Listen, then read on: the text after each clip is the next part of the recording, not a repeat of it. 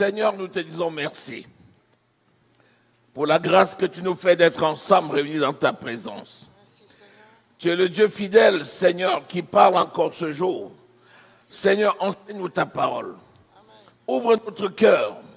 Inscris ta parole, Seigneur, sur les tables de notre cœur et fais-nous la grâce de la mettre en pratique pour aller de succès en succès et de gloire en gloire. Au nom précieux du Seigneur Jésus que nous avons prié. Amen. Nous allons enseigner sur les autels. Je vais attirer ton attention. Je te demande vraiment de recevoir cet enseignement parce que cet enseignement va nous parler du cœur d'un enfant de Dieu. Un cœur né de nouveau. Et tu vas voir comment ton cœur né de nouveau est indispensable pour avoir le succès. Alléluia. Ton cœur né de nouveau est indispensable pour le succès. Par définition, si le Fils de l'homme vous affranchit, vous serez réellement libre. Libre de quoi? Libre de toute domination. Et c'est ça qu'on appelle le succès. Un enfant de Dieu, c'est quelqu'un qui est affranchi de la mort, dans tous les domaines. Maintenant, les autels, la compréhension des autels nous permet de marcher dans notre héritage spirituel. Lorsque tu entres dans l'église, c'est un lieu où nous prions, mais c'est aussi un lieu des sacrifices. Alléluia. Alléluia. Le Seigneur dit que sa maison doit être une maison de sacrifice. Ésaïe. Et Jésus lui-même dit, ma maison doit être une maison de prière. Alléluia. Et Dieu dit, ma maison doit être une maison de sacrifice. Ma maison est une maison de sacrifice. Donc, nous, quand nous sommes enfants de Dieu, notre vie, c'est une vie de sacrifice. C'est pour ça que Apocalypse 1, versets 5 et 6 dit, il nous a fait un royaume de sacrificateurs. Donc, si je suis sacrificateur, donc je fais les sacrifices. Donc, par définition, un enfant de Dieu, c'est un sacrificateur. Comme nous sommes un royaume, nous sommes rois. Et comme nous sommes des sacrificateurs, nous sommes un royaume de sacrificateurs pour servir à la gloire de Dieu. Apocalypse 1, verset 5 à 6. Bon, donc là, je veux m'adresser à des sacrificateurs. Maintenant, si tu es sacrificateur, ça veut dire que tu exerces une fonction sacrée dans la maison de Dieu. Et aujourd'hui, nous allons apprendre à exercer la fonction sacrée. En d'autres termes, l'enseignement sur les autels nous aide à comprendre comment nous, en tant que sacrificateurs, nous exerçons notre fonction sacrée dans la maison de Dieu. Et c'est ça que le Père cherche. Il dit, heureux celui que le Maître trouvera en train de faire la mission pour laquelle il a été appelé. Nous sommes heureux lorsque le Seigneur nous voit en train de rendre des sacrifices. Alléluia. Bon, il dit, nul ne peut toucher à un oint de l'Éternel impunément. Pourquoi nous sommes oints? Nous sommes oints pour rendre des sacrifices à Dieu. C'est quand tu rends le sacrifice qui est honorable à Dieu que tu exerces ta fonction de sacrificateur de façon convenable. Alléluia. Est-ce que quelqu'un est là? Donc j'attire ton attention pour que tu comprennes vraiment que cet enseignement que nous commençons aujourd'hui est très important. Comme c'est une maison de sacrifice, quand tu entres ici, tu vois des places et tu vois un autel. Ça, c'est l'autel de cette maison. Cette maison de prière. Il dit, ma maison doit être une maison de prière. Dans cette maison de prière, il y a un autel. L'autel, voici l'autel. Et voici le pupitre de l'autel. Donc, voici le lieu où nous rendons des sacrifices. Il y a les sacrificateurs et il y a un sacrificateur qui est responsable de cet autel. C'est moi. Je suis chargé de veiller sur cet autel-ci, en sachant que tu as des milliers d'autels dans le monde entier. Celui-ci, j'ai été appelé pour en prendre soin. Et le Seigneur vous a donné à moi comme étant des enfants avec lesquels je dois travailler pour prendre soin de cet autel. Ensuite, nous avons le reste de la salle. C'est les parvis. Ça, c'est le parvis intérieur. Et à l'extérieur, là-bas, c'est le parvis extérieur. Donc, ici, c'est un édifice où on a un autel et le parvis. Et tous ceux qui arrivent ici viennent rendre des sacrifices. Ils viennent faire des sacrifices à Dieu. Est-ce que tout le monde a bien compris? Bon. Il y avait deux types d'autels.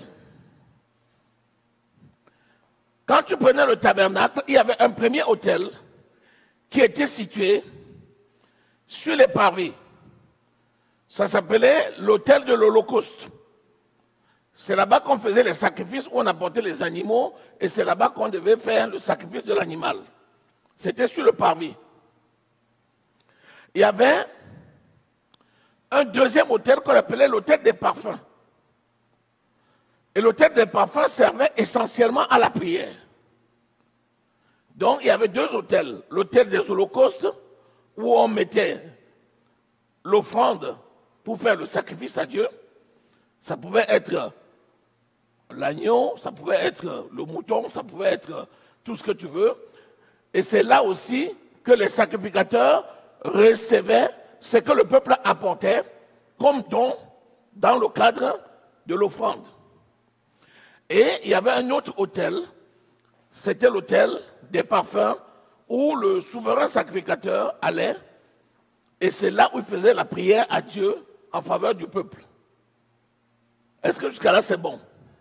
Maintenant, lorsque nous avons reçu Jésus comme Seigneur et Sauveur, nous sommes devenus le temple du Saint-Esprit. Notre corps est devenu une habitation. Et lorsque nous nous rassemblons, nous formons une habitation spirituelle. Les deux sont devenus un. Et donc désormais, l'autel de l'Holocauste et l'autel des parfums sont un seul et même autel. Et nous sommes des enfants de Dieu, chargés donc de faire les sacrifices. Est-ce que jusqu'à là c'est clair? Voilà. Maintenant, allons sur la concordance Strong. Est-ce que nous avons Internet? Mais Strong, et tu mets autel, A-U-T-E-L. Nous allons voir la définition du mot autel, parce que de la définition du mot autel va se dégager beaucoup de fonctions du sacrificateur. Alléluia. Le mot autel a une origine hébreu. Et son origine hébreu, Bomos, B-O-M-O-S, qui veut dire abattre, égorger ou encore offrir. Par référence à quoi? Par référence à l'agneau que l'on apportait pour les sacrifices. Rappelez-vous que le sacrifice des taureaux et des boucs se faisait dans l'Ancien Testament pour calmer la colère de Dieu. Et rappelle-toi que Jésus-Christ est l'agneau de Dieu venu ôter le péché du monde. Donc, quand tu écoutes donc l'autel qui vient de Bomos, ça veut dire égorger, abattre. Ça veut dire encore offrir un sacrifice. Est-ce que nous sommes là? Bien. À partir de là, tu vois déjà que quand on dit égorger, abattre, égorger, tu vois déjà, quand on égorge, il y a effusion de sang. Donc tu comprends que l'autel, c'est un endroit où on va égorger l'holocauste, c'est-à-dire une offrande vivante, afin que coule le sang. Alléluia. C'est comme ça qu'on prenait les agneaux et on les immolait pour faire couler le sang. Jésus, lui, est venu se donner comme l'agneau de Dieu qui ôte le péché du monde. Et Jésus a été immolé où? À la croix. Donc la croix représente donc l'autel sur lequel l'agneau a été immolé. Et donc il y a eu effusion de sang. Parce que sans effusion de sang, il n'y a pas de purification. Jusqu'à là, c'est bien clair. Alléluia. Donc, l'autel est nécessaire. Si tu as trouvé, vas-y, lis. Bomos, vas-y. Un lieu élevé, souvent un lieu pour offrir un sacrifice, un autel. Voilà. Pourquoi on appelle ça un lieu élevé? Parce qu'il s'agit de faire des choses spirituelles. Ce qui est spirituel est plus élevé que ce qui est charnel. Et comme l'autre sens veut dire offrir des prières, on offre les prières où? Dans la chambre haute, dans un lieu élevé. Attention, si on dit lieu élevé, c'est par rapport à quoi? C'est par rapport au commun. Lorsqu'on veut rendre un sacrifice qui est agréable à Dieu, on se donne les moyens d'être dans un lieu spirituellement élevé où on n'est pas distrait par les communs. C'est pourquoi l'autel des parfums était situé dans le parvis intérieur, alors que l'autel des holocaustes était situé dans le parvis extérieur. À partir de là, lorsque le souverain sacrificateur devait aller brûler l'encens, l'encens en ce temps symbolisait la prière des saints. La Bible dit que l'encens dans Apocalypse, c'est la prière des saints. Donc aujourd'hui, lorsque nous voulons rendre un sacrifice agréable à Dieu, c'est-à-dire adresser une prière à Dieu, nous nous mettons dans les conditions qui nous permettent de ne pas être distraits et de permettre à notre prière d'être agréée. C'est pour ça que l'autel te permet de définir déjà la notion de sacrifice et la notion de purification. Le sacrifice, effusion de sang. Le sang sert à la purification. Et la purification permet de faire écouter ta voix dans la prière. Est-ce que nous sommes là? Jusqu'à là, tout est clair.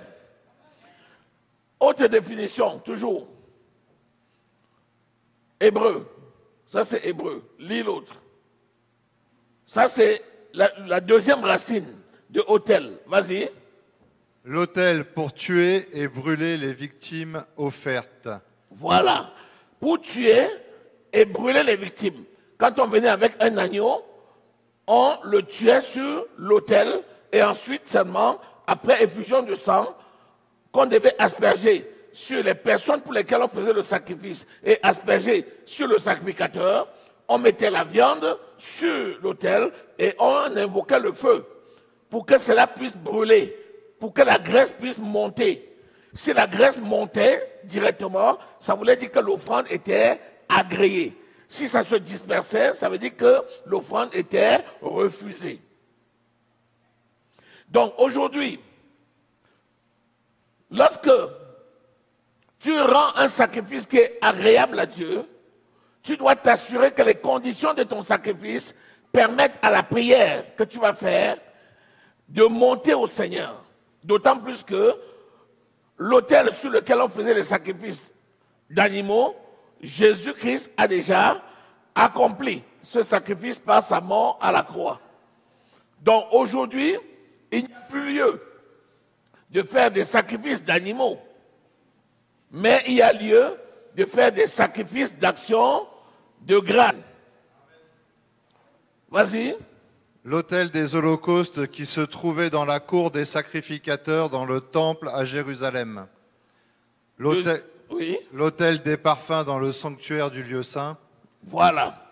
Donc l'autel des parfums était dans le sanctuaire du lieu saint et l'autel des holocaustes était dans les parvis. Alléluia. Qu'est-ce que ça veut dire? Ça veut dire que lorsque toi, tu sais que tu es un sacrificateur, il faut que tu sois prêt, en sachant que ton corps est devenu le temple du Saint-Esprit, et en sachant que partout où tu es un ambassadeur de Dieu.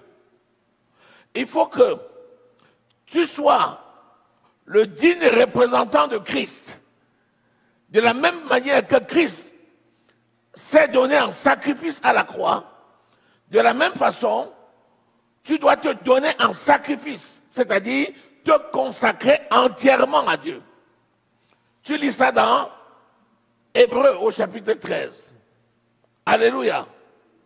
Hébreux au chapitre 13. Il te dit que c'est un culte honorable si tu te donnes en sacrifice à Dieu. Livrez vos membres comme un sacrifice parfait. Ça, c'est Romains 12, au verset 1. Et Hébreux 13, verset 17, te parle du sacrifice. Lisons ces deux versets-là. Vas-y. Par lui, offrons sans cesse à Dieu un sacrifice de louange, c'est-à-dire le fruit de lèvres qui confesse son nom. Et n'oubliez pas la bienfaisance et la libéralité, car c'est à de tels sacrifices que Dieu prend plaisir. Vous voyez, par Christ, offrons sans cesse. Donc, la notion qui est intéressante à garder ici, c'est que l'offrande de ton corps à Christ n'est pas une offrande temporelle. C'est une offrande qui est permanente. Donc, quand on parle de sacrifice, il n'y a pas un temps de sacrifice et un temps où tu ne fais pas le sacrifice. Le sacrifice en soi est permanent. Mais sauf qu'il y a un temps où tu vas le faire en public, en commun, dans l'église, et un temps où tu vas le faire en dehors de l'église, tout seul. Donc, l'autel, c'est le lieu des sacrifices. Et le sacrifice se fait sans cesse. Que tu sois chez toi ou que tu sois ici, tu dois offrir sans cesse à Dieu un sacrifice. Et ce sacrifice-là va se faire à un endroit. Ça commence toujours par un autel. C'est l'autel de ton cœur. Dès que tu deviens enfant de Dieu, le premier autel que tu vas bâtir, c'est l'autel de ton cœur.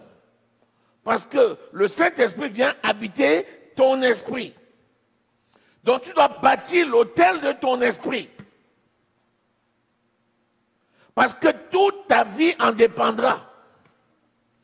Tout se joue à ce niveau-là. Donc tu vas bâtir l'autel de ta vie à partir de ton cœur, c'est-à-dire ton esprit. Donc partout où tu es, tu dois prendre soin de ton esprit et tu dois le bâtir de manière à ce que tu puisses y déposer régulièrement des offrandes qui permettent un sacrifice agréable à Dieu. Ensuite, tu quittes la maison et tu viens à l'église.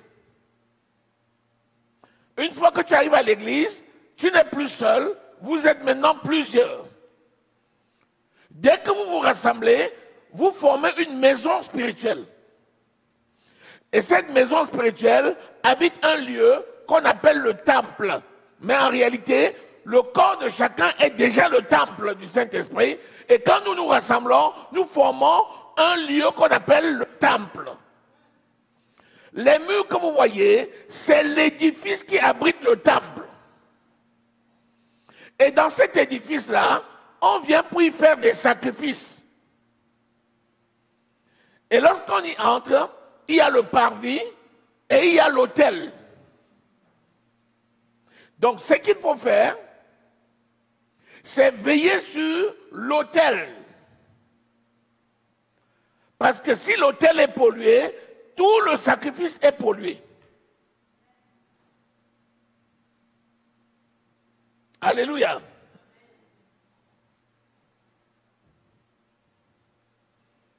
Donc, chacun a la responsabilité de bâtir des autels.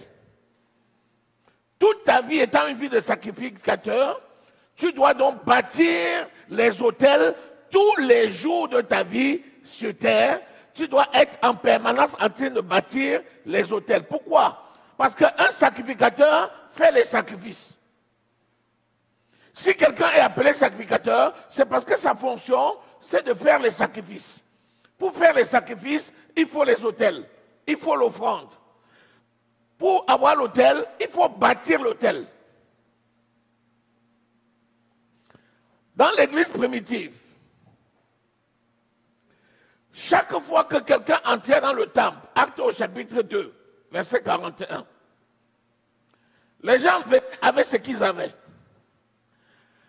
Ils arrivaient devant l'autel. Et sur l'autel, tu avais Pierre. C'est l'apôtre Pierre qui était désigné comme le responsable des apôtres. Mais il y avait les autres apôtres. Et chacun venait déposer son offrande au pied des apôtres.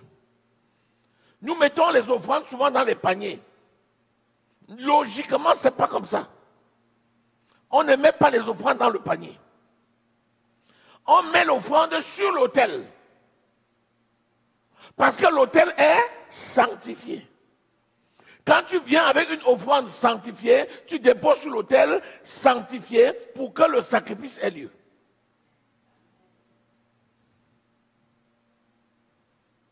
Et donc lorsque tu viens à l'autel pour y faire un sacrifice, la Bible dit, tu dois d'abord faire un examen de ta conscience pour savoir si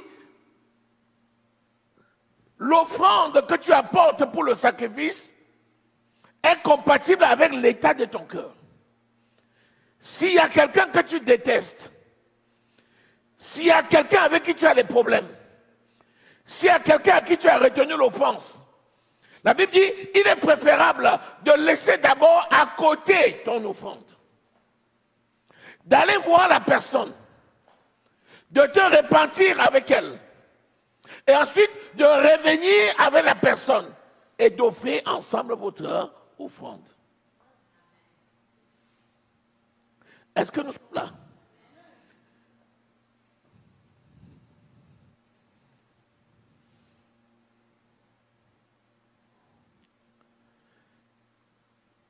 Genèse au chapitre 3, verset 20. Vous connaissez Noé. C'est Noé qui va bâtir le premier autel. Alléluia. Lisons. Lorsque Noé a conçu l'arche, et il a survécu au déluge, dès que Dieu lui a dit, maintenant, la terre est ferme, et qu'il a posé ses pieds sur la terre, première chose qu'il a fait, qu'est-ce qu'il a fait? Il a bâti l'autel. Et sur cet autel, qu'est-ce qu'il a apporté en offrande? Tous les familles d'animaux purs. Parce qu'en ce temps-là, il y avait des animaux impurs. Aujourd'hui, tout est sanctifié par la parole et la prière. Et ce qu'on appelle animaux purs, c'est quelque chose qui est sans tache et sans défaut. Noé bâtit un autel à l'Éternel, il prit de toutes les bêtes pures et de tous les oiseaux purs, et il offrit des holocaustes sur l'autel. Lorsque Noé a construit l'arche, et que Noé est entré dans l'arche avec sa famille, ils étaient au total 8. Ils ont survécu au déluge 40 jours et 40 nuits. Dès que Noé a posé son pied sur la terre ferme, la première chose qu'il a faite, c'était de bâtir un autel de l'alliance entre lui et son Dieu. Si ton cœur devient pour toi le premier autel que tu dois bâtir, c'est parce que toi et ton Dieu, vous avez une alliance qui est unique. Chacun rendra compte de lui-même à son Dieu. C'est pourquoi, lorsque tu prends soin de ton cœur et que tu bâtis ton cœur pour y apporter des offrandes pures, tu entretiens une alliance personnelle entre Dieu et toi. Et cette alliance personnelle, c'est le gage de ton succès dans la mission que Dieu te confie. Dieu lui avait confié une mission de rebâtir un nouveau monde à partir de 8 personnes, dont lui-même. Il fallait qu'il s'acquitte de cette mission de façon digne. C'est pourquoi la première chose qu'il a faite, c'était de construire un autel sur lequel il a fait le sacrifice d'une alliance entre Dieu et lui. De même, chaque personne a le devoir de bâtir l'autel de son cœur et de sceller une alliance personnelle avec Dieu. Ensuite, chacun a la responsabilité de bâtir de plus en plus des autels en fonction de ses déplacements, de ses missions, des responsabilités qu'il reçoit, parce que seule l'alliance permet l'effusion du sang, qui est pour toi le gage d'un succès. C'est pourquoi il n'y a pas une seule vie spirituelle, il y a une multitude de vies spirituelles. À chaque instant, tu dois examiner ton cœur, qui est l'autel, pour voir l'état de ton cœur, et tu dois bâtir des autels en fonction des missions que Dieu te confie. Sans sacrifice, on ne peut pas plaire à Dieu. Est-ce que jusqu'à là c'est clair? Jésus a accompli l'œuvre de la croix. Il nous a délivrés de la malédiction de la loi. Et il est venu habiter notre esprit par le Saint-Esprit. Maintenant qu'il vit dans notre esprit, l'esprit de l'homme est devenu le temple du Saint-Esprit. C'est donc le lieu où a lieu les sacrifices. Tout sacrifice extérieur n'aura de valeur que si le sacrifice intérieur est bon. Tout ce que tu feras devant les hommes n'aura de valeur que parce que celui que tu as fait à l'intérieur de ton esprit est bon. C'est la raison pour laquelle il dit dans Proverbe 4, verset 23, « Garde ton esprit plus que toute autre chose, car c'est de ton esprit que coulent les sources de vie. »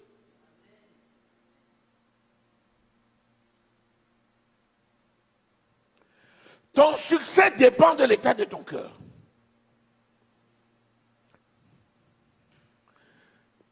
Ta marche victorieuse dépend de l'état de ton esprit. Tant que ton esprit est bon, tout ce que tu fais te réussit. Tant que ton esprit est mauvais, rien de ce que tu fais ne réussit. Or, personne ne peut s'occuper de ton cœur. Seul toi et le Saint-Esprit. Parce que le Saint-Esprit qui habite ton cœur, c'est le représentant de Christ dans ton cœur. Ta destinée dépend de toi et du Saint-Esprit. Ta destinée ne dépend pas d'un homme. C'est pourquoi la promotion ne vient ni du midi, ni du septentrion, ni du sud, ni du nord, ni de l'ouest, ni de l'est, mais de Dieu seul. L'élévation vient de Dieu seul. Comment? Par le Saint-Esprit qui habite ton esprit.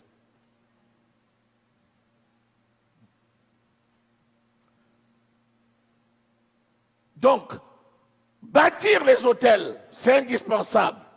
Mais s'il y a un hôtel que tu dois réviser sans cesse, c'est l'hôtel de ton esprit. C'est l'hôtel de ton cœur. Est-ce que tu es là? C'est ça qu'on appelle la responsabilité. Parce que pour une fois, tu as quelque chose que toi seul et le Seigneur peuvent faire. C'est pourquoi ne laisse personne s'interposer entre l'autel de ton cœur et Jésus. Ne laisse personne s'interposer entre l'autel de ton esprit et le Saint-Esprit. Ne laisse personne devenir pour toi une occasion de chute. L'apôtre Paul dit, rien ne me séparera de l'amour de mon Dieu. C'est pourquoi la priorité absolue doit être de prendre soin de ton esprit.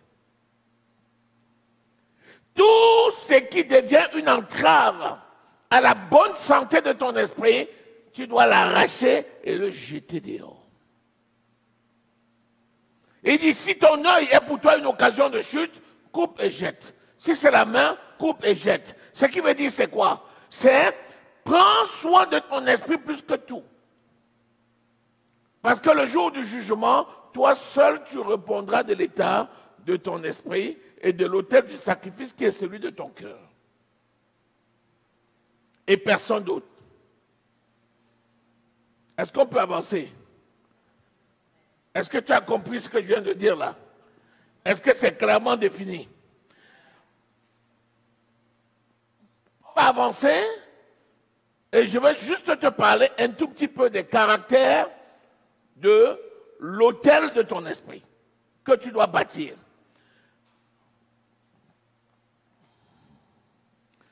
Prenons Josué 22, verset 5. Ça résume l'état d'un esprit disposé. Josué 22, verset 5. Et si quelqu'un dort, il se lève. Si tu dors, tu te mets toi-même debout. Hein? D'accord? Lis. Josué 22, 5. Note.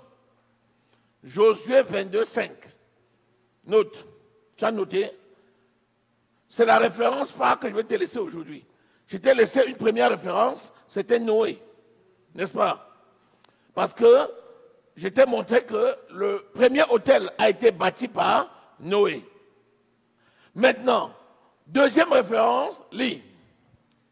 Ayez soin seulement d'observer et de mettre en pratique les ordonnances et les lois que vous a prescrites Moïse, serviteur de l'Éternel. D'abord, ayez soin seulement. Ce qu'il faut noter, c'est le seulement. Tout ce qui est mélangé va salir. Si tu prends l'eau propre et tu mélanges avec l'eau sale, l'eau devient sale. Si tu prends les vêtements propres, tu mélanges avec les vêtements sales, ils deviennent sales. Donc, si tu veux prendre soin de ton esprit, premièrement, ne retiens que les commandements. Quel commandement de Moïse? C'est quoi les commandements de Moïse? C'est quoi les commandements de Moïse? Les 10 commandements. Est-ce que les 10 commandements sont toujours d'actualité? Amen. Oui. Comment? C'est d'actualité comment? Ça se résume en quoi? Dans un seul commandement qui est le commandement de Christ, qui est l'amour. Alléluia. Donc, si tu veux bâtir l'autel de ton esprit, retiens seulement l'amour. Parce que l'amour, dans l'amour, il y a tout. Celui qui aime ne vole pas. Celui qui aime ne ment pas. Celui qui aime ne fait pas de faux témoignages. Celui qui aime ne tue pas. Celui qui aime honore ses parents. Celui qui aime... Donc, la loi de l'amour englobe toute la loi de Moïse. Et il te dit, lis encore. Aimez l'Éternel, votre Dieu. Aimez l'Éternel, votre Dieu, par Jésus-Christ. Retiens seulement la loi de Christ. Continue. Marchez dans toutes ses voies, gardez ses commandements, attachez-vous à lui et servez-le de tout votre cœur et de toute votre âme. Il faut s'attacher, il faut garder, il faut le servir de tout votre esprit. Donc, premièrement, un cœur qui aime Dieu sincèrement. C'est ce qu'on vient de voir. Qu'est-ce qu'il dit, Jésus? Si vous m'aimez, gardez mes commandements et mettez-les en pratique. Deuxième, un cœur obéissant. Un cœur obéissant. Aimez l'Éternel. Marchez dans toutes ses voies. Un cœur obéissant, c'est-à-dire un cœur qui met en pratique. Ce qui est dans ton cœur est invisible.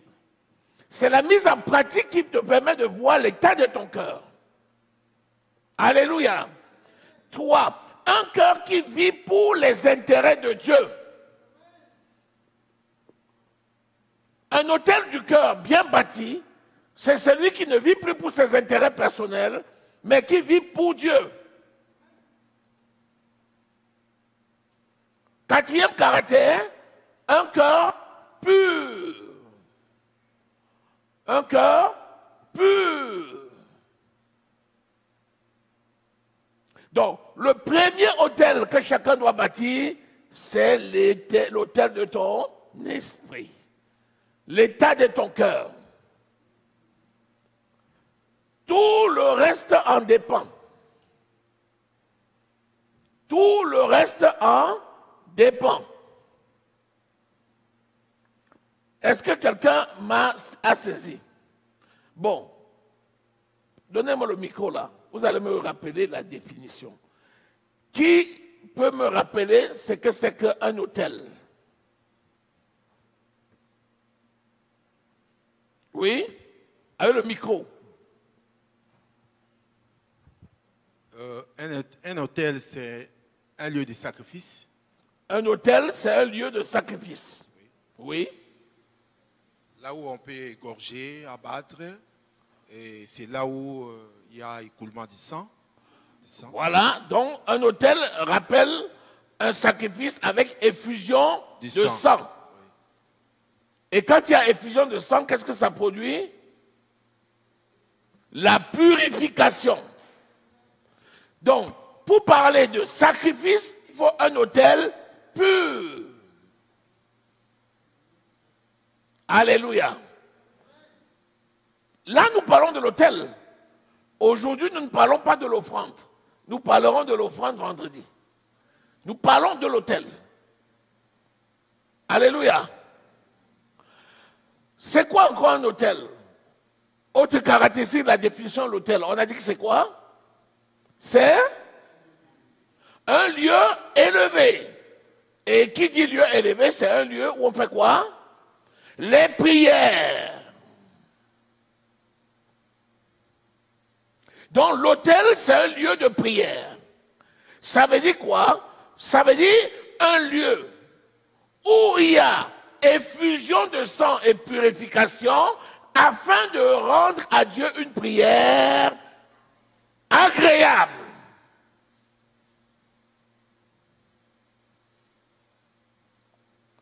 Et donc, 4 caractères de ce cœur,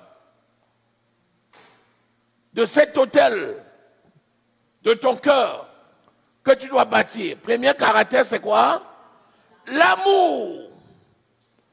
Toute la loi de Moïse et les prophètes se résument dans l'amour. Tu aimeras ton Dieu de tout ton cœur, de toute ton âme, de toute ta force, de toute ta pensée. Et voici un deuxième commandement qui lui est semblable.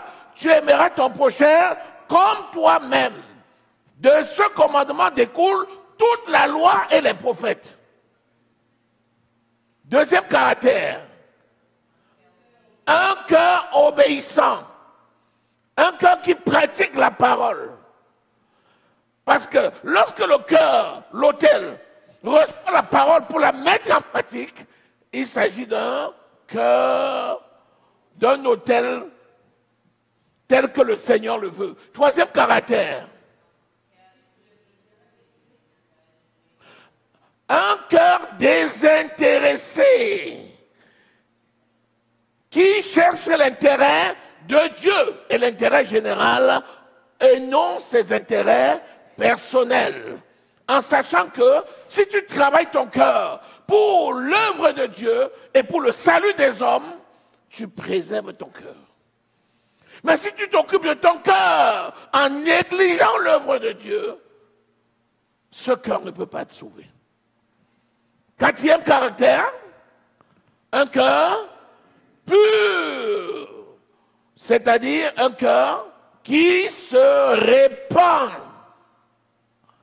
un cœur qui ne retient pas l'offense, un cœur qui ne retient pas l'amertume, la rancune, les complètes, les insultes, un cœur qui pardonne. Alléluia. Dès lors que tu as bâti cet autel de ton cœur, tu dois maintenant prendre soin et faire en sorte que rien ne vienne salir cet autel sur lequel tu vas apporter des offrandes dignes. Alléluia. Est-ce que nous sommes là? Acclamons le Seigneur.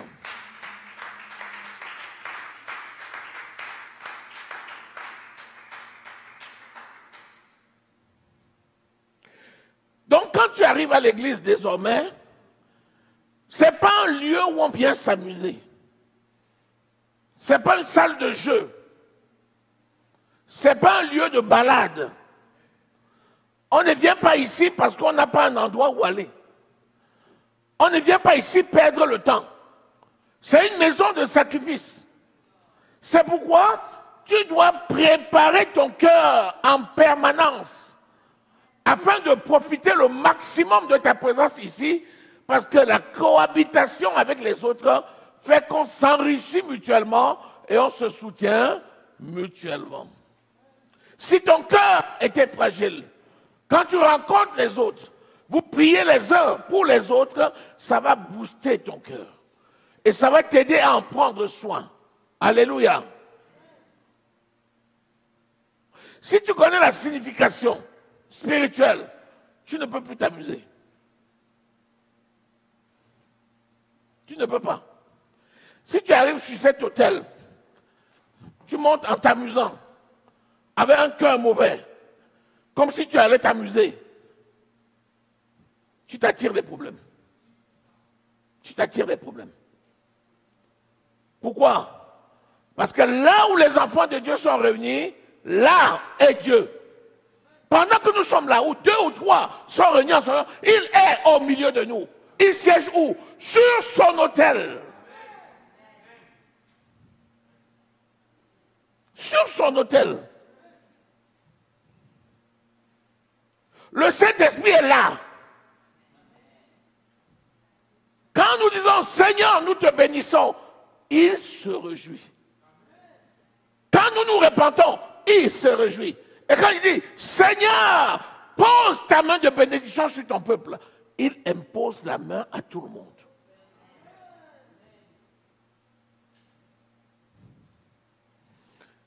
Donc, ayons la crainte de l'Éternel et travaillons sur notre cœur afin que le Saint-Esprit puisse s'exprimer et nous aider à rendre à Dieu un sacrifice honorable. Que le nom de l'Éternel soit glorifié. Amen.